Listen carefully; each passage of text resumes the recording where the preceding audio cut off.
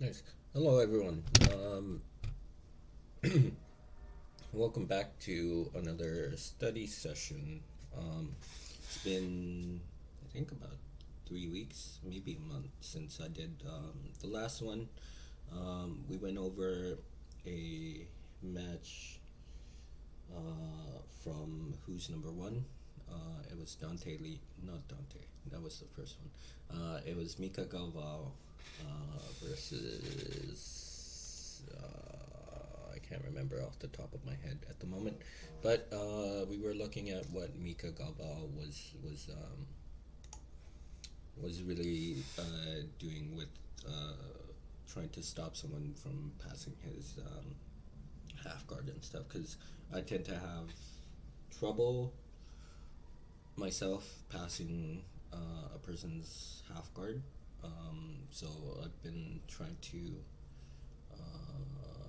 really understand and break down what a lot of the high level competitors do, and see if I can sort of reverse engineer what they're doing and put it into my game. But anyways, the last two were gi matches. No, were no gi matches. I mean, today I wanted to focus on doing a gi match from two of the fighters that I find most exciting. The first time I saw them fight was at Metamoris, a promotion. It's no longer around, but they had some pretty good ideas. I think they were one of the few promotions that actually were streaming at the time. I think this was about 7 or 8 years ago, if I remember correctly. Um, but yeah, so let's just get into it here. So as you can see, it's gonna be Makenzie Dern and Michelle Nicolini, both women do or compete in MMA. Makenzie Dern competes in the UFC. Michelle Nicolini, I think she fights for ONE FC.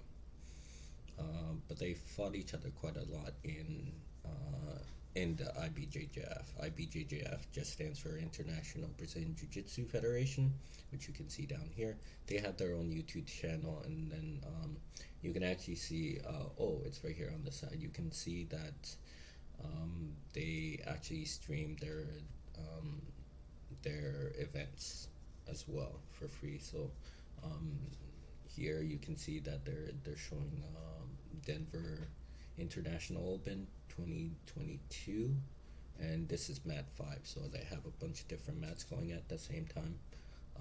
And you can just follow along their brackets and stuff, and see fights live.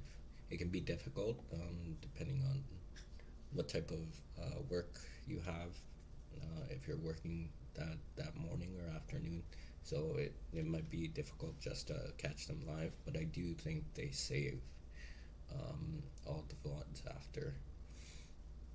But anyways, let's just get into it. So once again, the reason why I wanted to um, look into a gi match was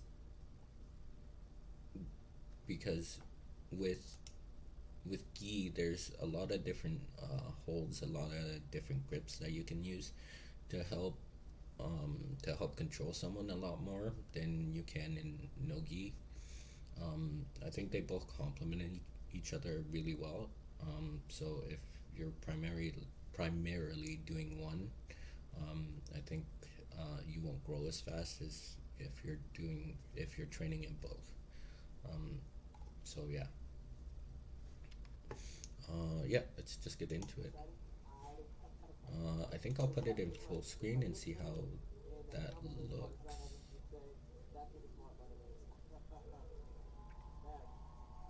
Yeah, I'll leave it in full screen.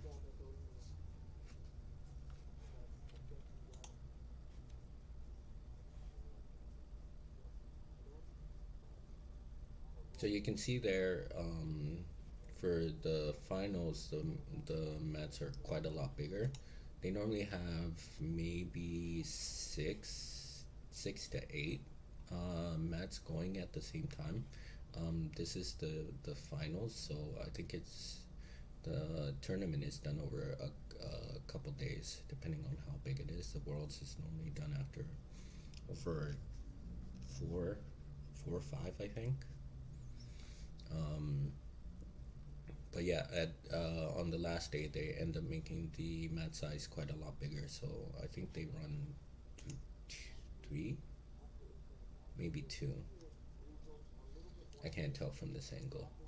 You can see the refs here on the side, the main ref, the two side refs at the corner. That's just if the point system, the IBJJF uses point systems. Um, if the at the end of the match the points are the same, then the referees end up deciding who ends up winning the match from there. Yeah, so it looks like they're only running two. Of course, this one's gonna be 10 minutes, and you see the score right here. So yeah, Michelle Nicolini's in the blue, Makenzie Dern's in the white. Sometimes the competitors will be wearing the same color gi, in which case you see another like green and yellow belt being put over top of their black belt. Doesn't happen very often, but yeah, it does happen.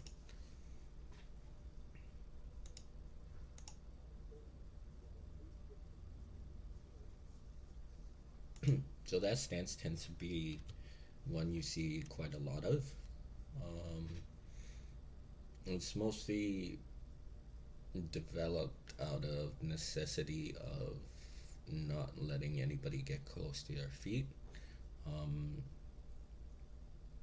You do see some people stand upright a bit more, but if you do end up standing upright, you're gonna be more likely to get thrown or more likely to get like single leg picked, like single legged, ankle picked and stuff like that. So it just came about from what the rules allow and how the well, I guess how the sport has developed.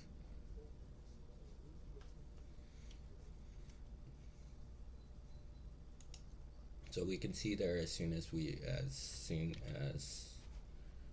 Makenzie ended up grabbing a sleeve, she pulled guard right away, meaning she sat down. Before, I'm not sure if this rule was applied at this time in 2016. Before, you would be able to just sit down, like sit down into guard and wait for your opponent to come forward. But I think they introduced a rule where you had to get a grip before you were able to sit down. So your opponent, if they decided to, they didn't have to approach you if you were sitting down. But if you already had a grip, you already had some form of control, meaning your opponent had to respond to that. I think that was the idea behind it. So you can see once Michelle goes for her own grips, Makenzie Dern counters and gets her own grips and then sits down right away. Right? So let's go back here. Head positioning is also very important. I would say being the person standing in this position, if a person's sitting down with their knees like underneath them, you have the advantage because you have more freedom of movement than the person on their knees. That's just going to be true in almost any situation where you're still standing and the person doesn't have any grips. So yeah, and then there she goes. She slides in. She gets one leg.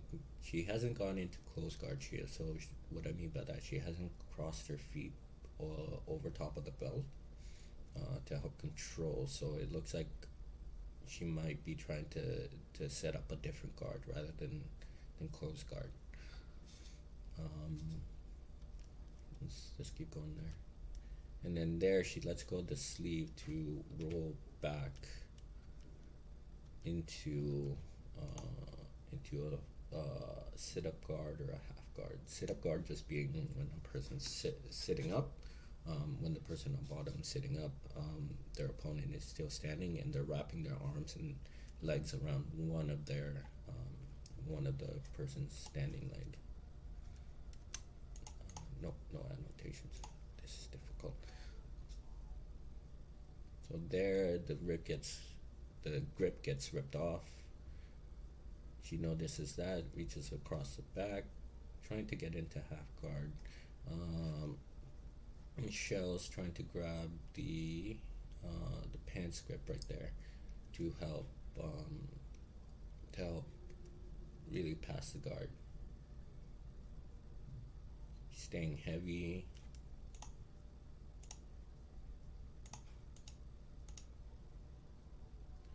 Using that head pressure, and even just a grip like this right across the back, it stops the person from getting that underhook.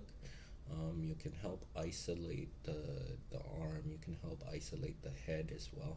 So you can see just between there. Let's go back a little bit. See, she's using her head on like the mat side, so that she can help isolate the head there. Putting a lot of pressure right into the shoulder and into Mackenzie's head. No points awarded yet because there was no takedown.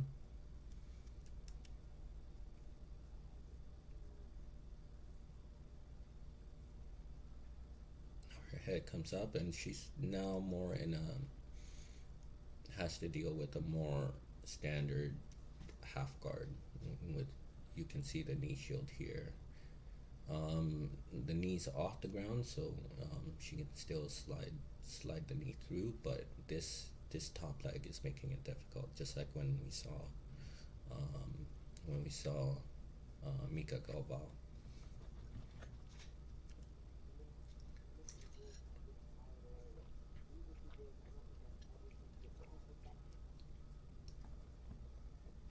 And in the matches where we saw Mika Galvao, he was using a lot his arm to post up against the person's shoulder. In gi, it's a bit stronger because you can use the gi to grip and have that as like an anchor on a person. Whereas no gi, you're just placing your hand on their shoulder, and it's very easy just to push the arm across. Here, it's a bit more difficult because a person can grab onto your gi. So you either have to rip that grip off or find another way to deal with it.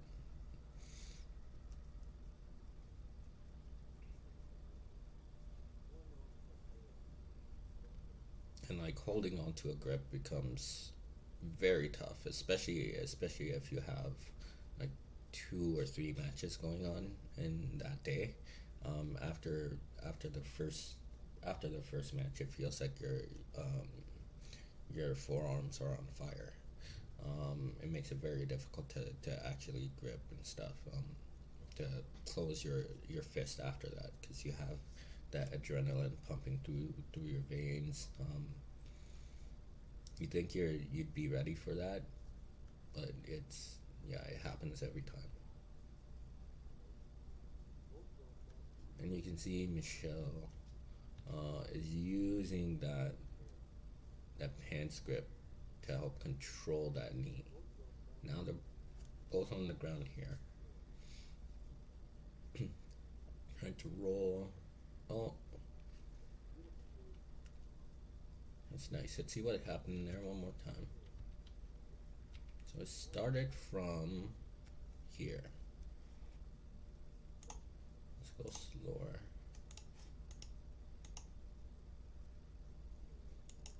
So Michelle comes up.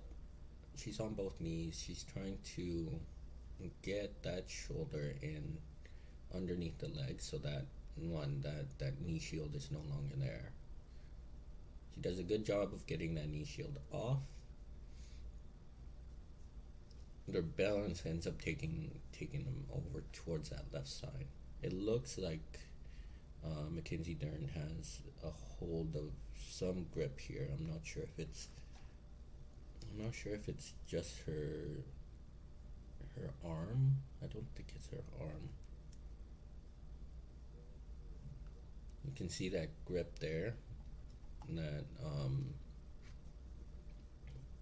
that Michelle has, and she's gonna try and use that to punch the leg across. Makenzie sees this, so she's switching back over to her better side. And what I mean by better, not like what I mean by better is that she has more of an advantage on her right side than Michelle does. Michelle wants to turn towards her right side, at least in this situation. You can see she's trying to stop her from coming up, but that roll is difficult because she has a hold of her arm.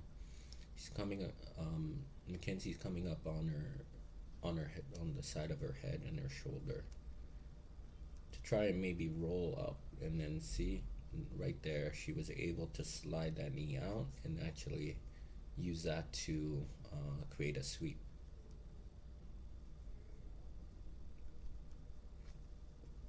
So let's try and watch that once more in full time.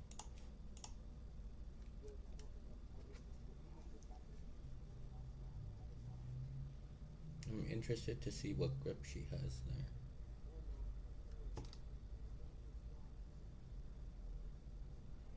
She uses her hips to twist, and there's the roll. Yeah, it is the leg. Because she had a hold of the leg, it made it close to impossible for Michelle to stay up on her knees, because she was just pulling that leg constantly, not letting that hip elevate off the ground. And then we see the sweep there.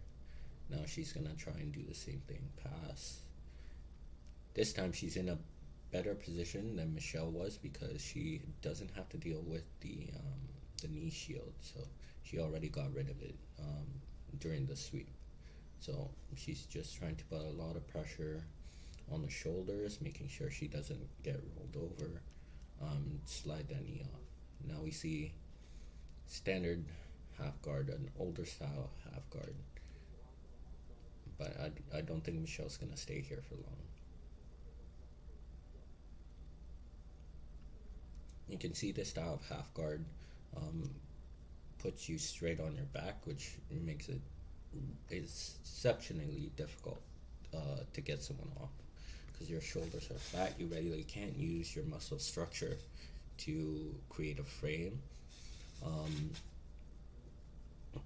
Normally when I tell white belts how to play half guard, it's always going to be getting up to your side. As if you can get up to your side, you're in a much better position than you are flat on your back like this. Of course, that's easier said than done. You can see Makenzie has her arm around the head, so she's probably gripping around the armpit area here. This arm also has the underhook, which makes it very difficult for Michelle Nicolini to exert any form of control around this side. The more dangerous underhook would be on this side. On this side, this underhook, it's okay, but you'd want to use this underhook actually to get up onto your shoulder, and maybe try and swim this underhook instead.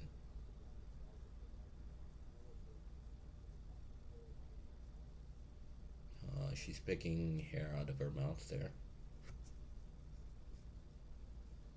Very common, especially if you're using a lot of head pressure. Oh, nice elevation there. So, what I didn't mention there, maybe we'll see it. Yeah, we'll see it right here. So she has like the inside leg, the trap leg, meaning this left one, over top of Makenzie's leg. Her right leg, the outside leg, meaning this one, is underneath the thigh. Okay, this is actually, you can either turn this into a butterfly guard later on if you can elevate them high enough. But rather than having both legs wrapped around, she's decided to use this leg to help elevate, which we'll see later on. You're giving up a little bit of control for the chance to elevate your opponent's hip off the ground and maybe create a scramble. So you can see she's trying to find the right grips there to help elevate.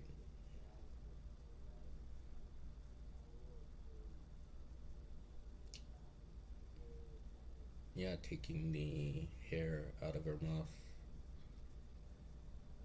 Very common. It's alright.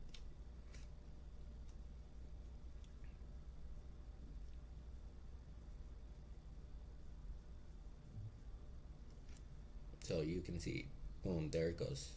Elevation. Makenzie tries to post that leg out to maybe get over top of that elevation. She's up high with the head, so she does have a chance to do that, but we'll see if it happens. And then boom, the other leg comes in, and then Michelle Nicolini's in a sort of butterfly guard.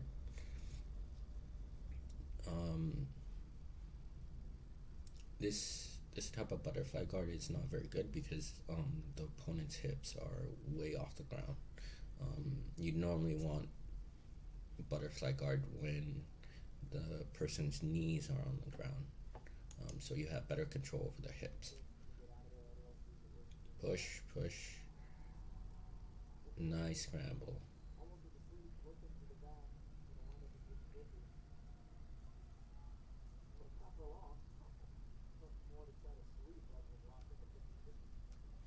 Okay, let's go back because there was a lot of interesting. I found a lot of interesting stuff there.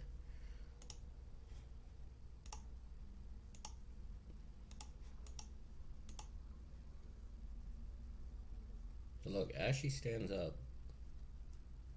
right? Michelle's trying to grab both feet. Ideally, I think she's trying to go for the lumberjack sweep.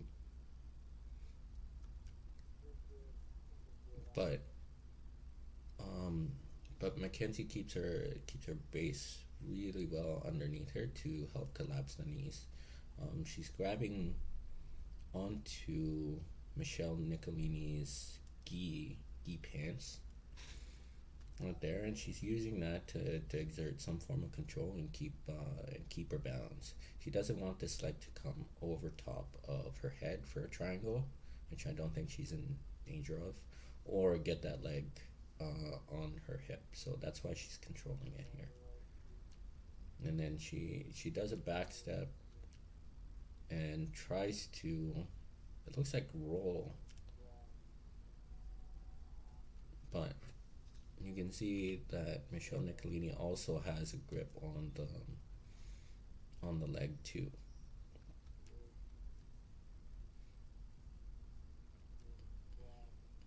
Not really sure what she was trying to go for there, but she was able just to pass the legs for half a second, but that creates a scramble situation. Michelle's still underneath under Makenzie Dern's hips. So unless she gets her knees like up underneath her hips as well. She's gonna get past, so you can see her scramble, trying to shift her hips, get that knee in, and then she's in sort of like a X guard position. The leg comes across, almost going into 50-50, but not really. She puts that foot over on the hip to help create some distance. It looks like Makenzie Dern's left leg is on Michelle Nicolini's left side.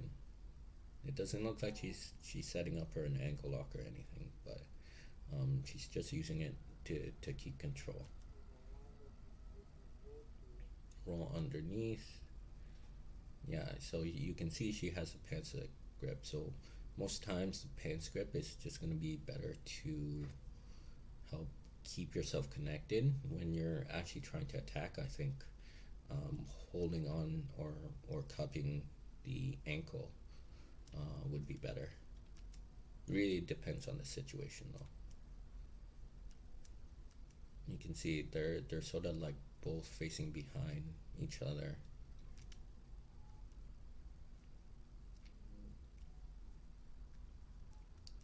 No, there's a hug, boom,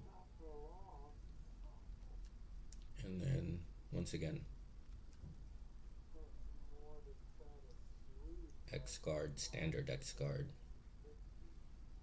trying to make sure she gets both feet there for the elevation. And then there happens sometimes because they're at the edge of the mat there. The ref will stop the time, and then in this situation he'll pull them back into the center of the mat. He doesn't want to break them apart because then some funny stuff with with getting into the right position happens. Some people get grips that they didn't have before, and then it becomes they both try and complain to the ref about what grips that they had, trying to get better ones. Happens all the time.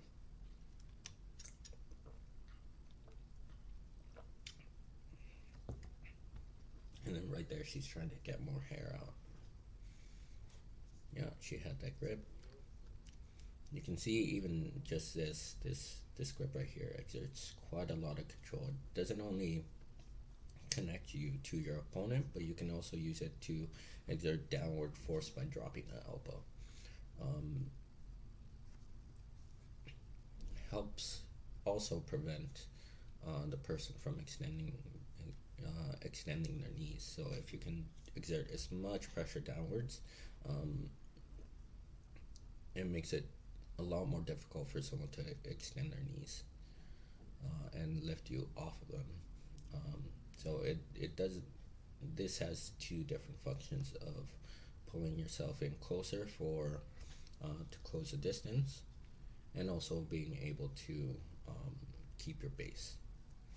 And because she has the collar grip and the sleeve grip too, so passing towards the side will be a bit easier than passing the opposite direction.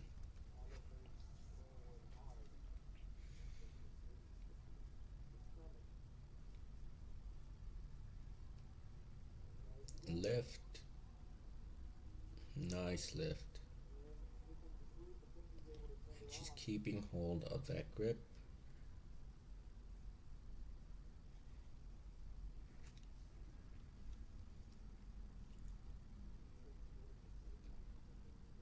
Ooh, nice jumping triangle attempt, but Michelle read that.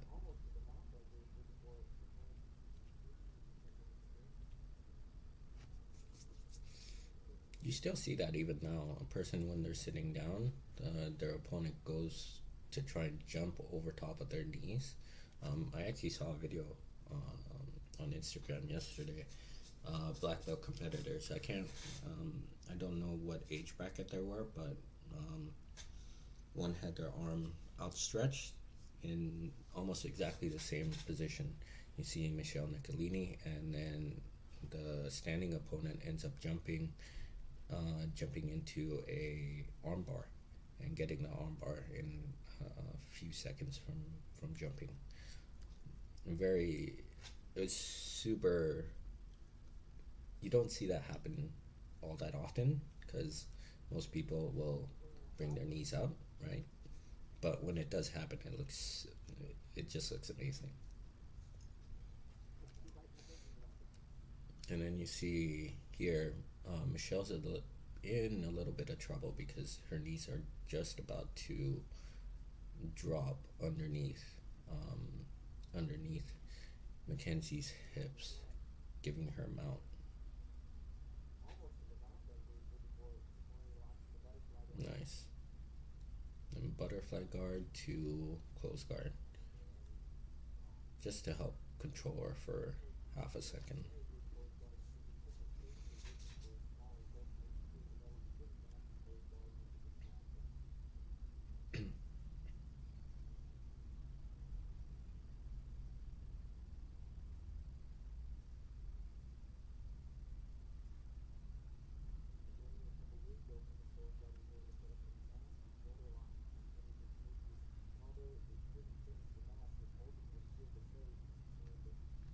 So grip fighting is another aspect that you don't see in no-gi. You see it a little bit, but it's more swimming rather than grip fighting. Here you have to deal with a person's grip. Like this grip right here, gonna make it very difficult for Makenzie to sit up unless she exerts a lot of force. So she's using her own grip here on the hips to help exert that force and posture up.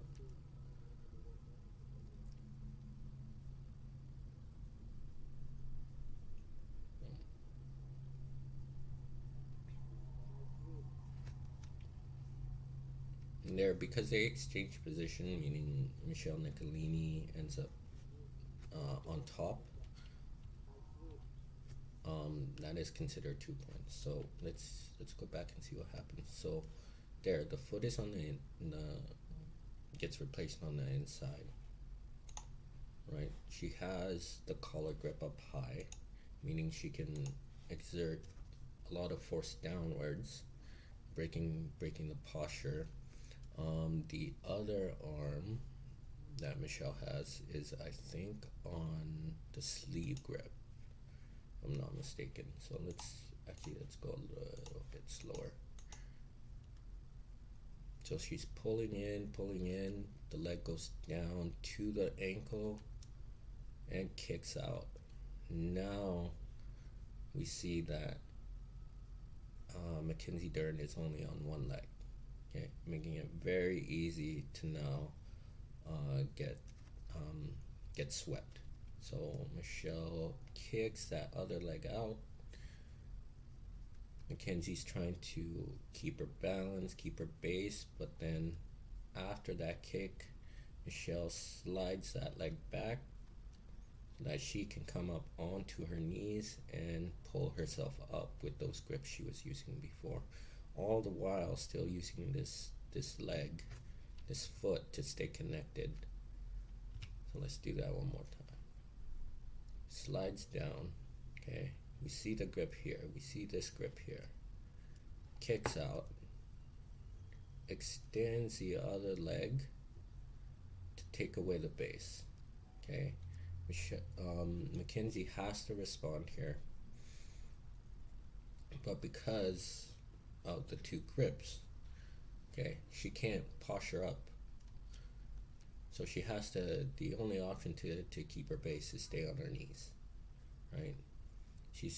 Michelle Nicolini sees this and now pushes, okay? So after that pushing motion with the legs, the base comes back and now she's pushing with her arms to help bring her chest up, and then she slides this leg back.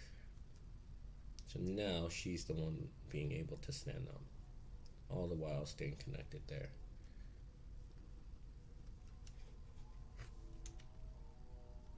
And then we get back into the half guard position without the knee shield this time.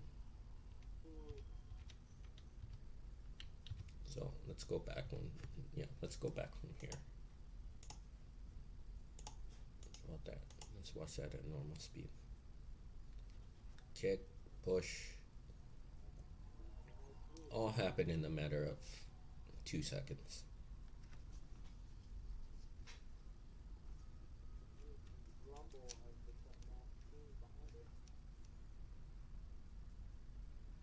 Oh.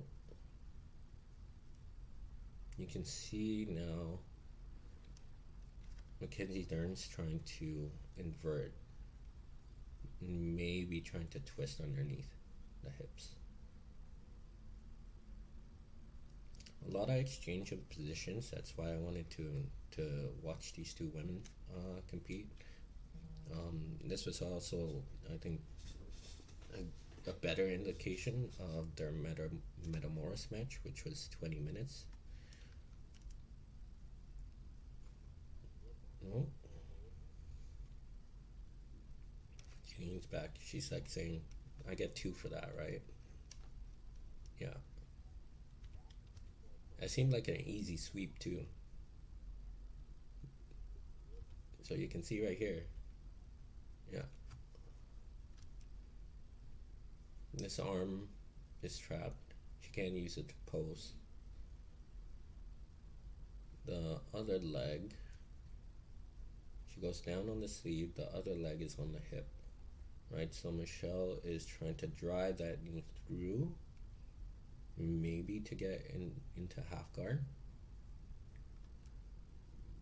On the opposite side, no, she is in half guard, but that small turn, right there, right there, she uses Makenzie uses that grip so that now, once she starts turning towards her right side, this side, okay. Michelle Nicolini can no longer pose. So just even the turn of the hips will cause her to go off balance, and now she can get up onto her knees and get those 2 points. So this position here, it's not X guard. We normally call this deep half guard. This is deep half guard when the leg is extended over top of your body. There's also the deep half guard where this leg, I should say this knee is right up against the person's head, and it's the opposite leg, this far leg, that's extended. I think this one you can go into a technical stand-up a bit easier and get either a single leg or either a single leg or a good double underpass from here. Let's see which one she goes for. Yeah, extending, trying to get up for a single leg, and boom.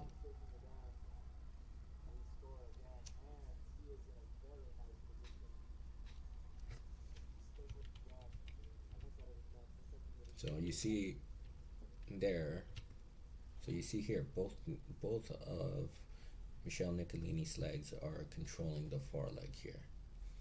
Okay, she's trying to keep a hold of this grip to make sure that she has some form of control over the upper body. If she only had the leg, this sweep would be a lot harder. But because she has this grip, when she's about to extend and stand up, she can exert a bit more control over Makenzie Dern. So she grabs the pins. Oh no, she lets go of it. Her biggest concern is not letting this leg curl back, because then once that happens, the sweep is no longer possible. So she extends. She uses Makenzie Dern's momentum of like trying to pull back. That's when Michelle decides to go forward. So she extends right here, and then she knows, oh, this is the time. Pushes, comes up, uses that far leg to get into this technical stand-up. Like I was saying before, she's pushing up against the far thigh. She brings her left leg underneath her to try and stand up. Boom.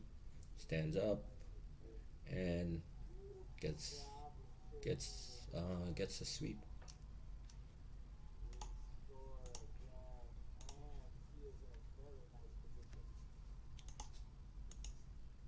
A very good position here. She has both knees collapsed. Right, so she has both of Mackenzie's knees collapsed over top of each other.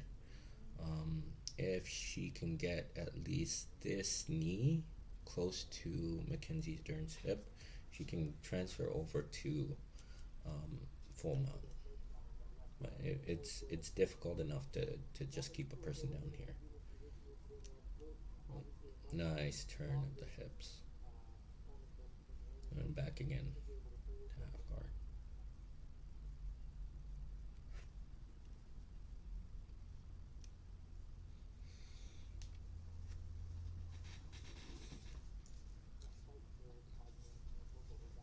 But adding some time there. They didn't restart the timer. There it is.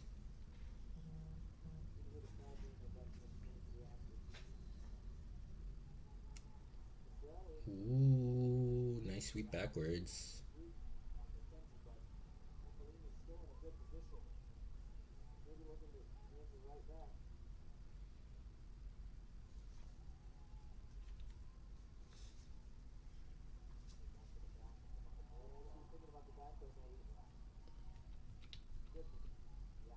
So what was that? What was that there?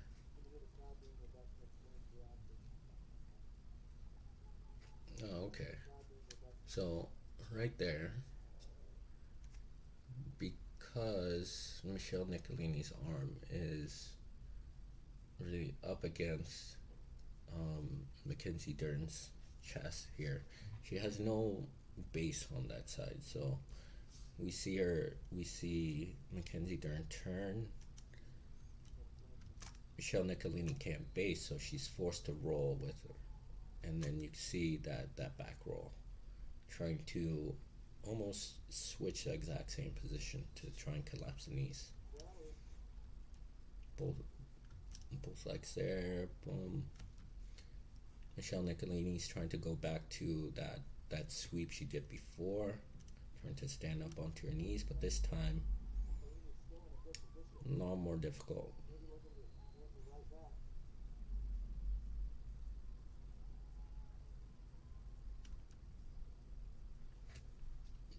A lot more difficult because she doesn't have control over the upper body like she did the previous time.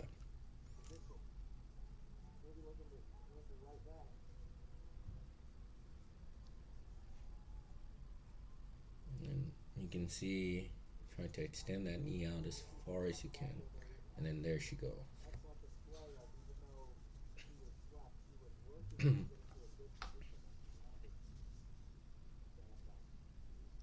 Lasso guard. So we didn't talk about lasso guard because you don't. It's not a guard you see. You only see it in gi. So lasso guard is whenever you wrap your leg, like how Makenzie Dern's doing here, around the person's arm, and normally you try and hook it right behind here, right behind their armpit. Because of the angle that she has here, it's gonna be hard to actually wrap it underneath the armpit. But even just this can be a good form of control. I think the other leg is on the hip. No. Michelle Nicolini's just keeping that down, trying to prevent it from coming up higher.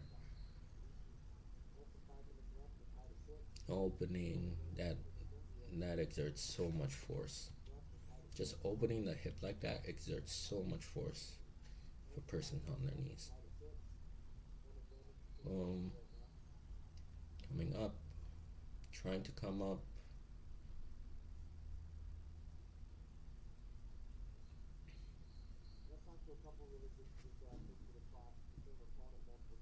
Excuse me.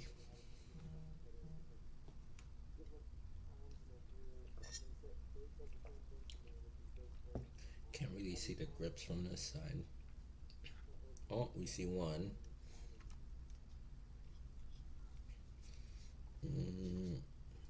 I don't see any attack possibilities from here. But of course she's a black belt, so maybe she's doing something I don't know.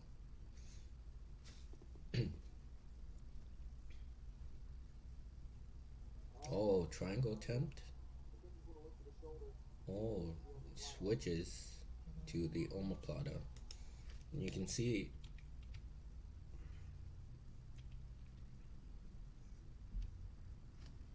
oh, okay, so she still had the lasso guard throughout all of that. So she felt confident enough to bring this leg over top of the head to exert even more control there. Sometimes a person will try and like spin all the way around. Okay, maybe trying to go for the leg. This I think that's more new school jiu-jitsu where they try and go for the leg locks a bit more. But here they're even on points. So it doesn't really make sense to give up that position to go for leg locks if you're fighting on points anyways. So let's take that slower.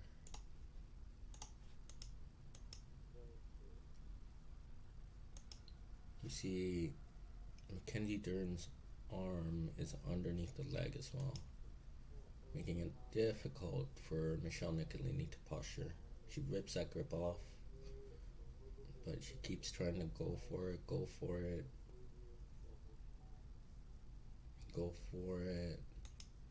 It's funny, I was teaching a technique this week where you go from lasso guard into triangle or omoplata. It's funny to see that she is doing not the exact same technique, but she's trying the same pathway.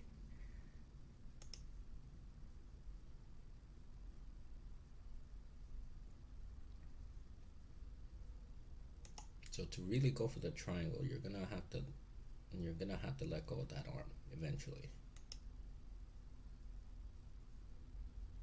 When she does that, I'm not sure. Let's go back one step.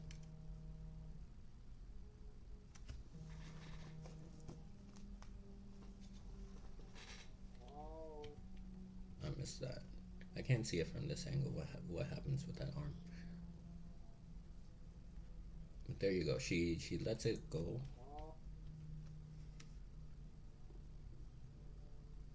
She lets the sleeve grip go so that she can at least get the triangle or try and go for the triangle, and then switches that arm over for the omoplata. There, she goes for the omoplata.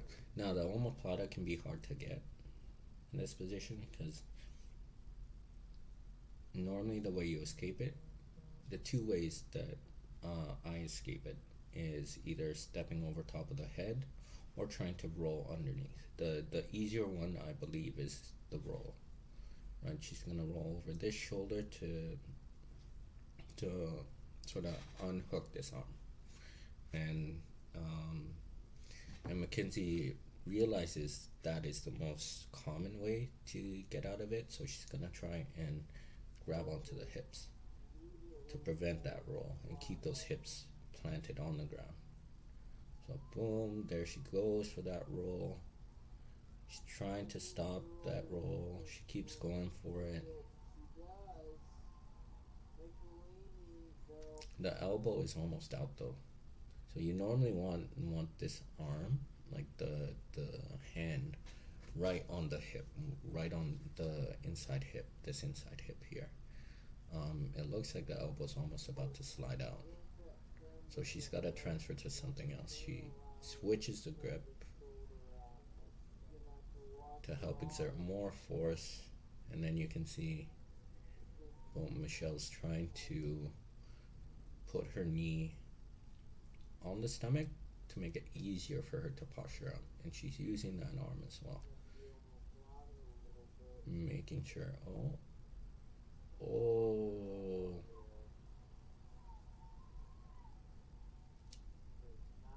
stuff.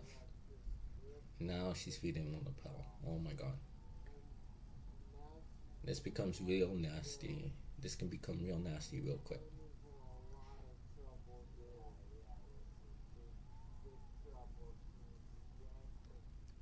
You can break a person's shoulder from here, and the shoulder is the biggest problem, but you have to deal with this first.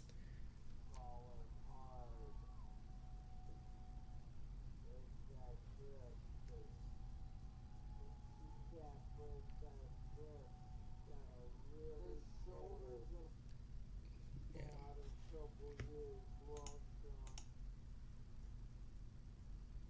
Just try not to let her slide up higher and higher on that collar.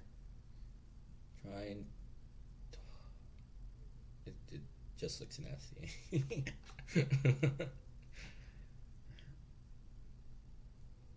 And she taps.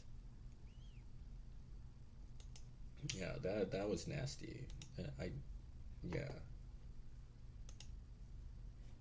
So let's just go back one step there. Right. She exerts that control, bringing the arm across to go for the omoplata. Right. The knee is there.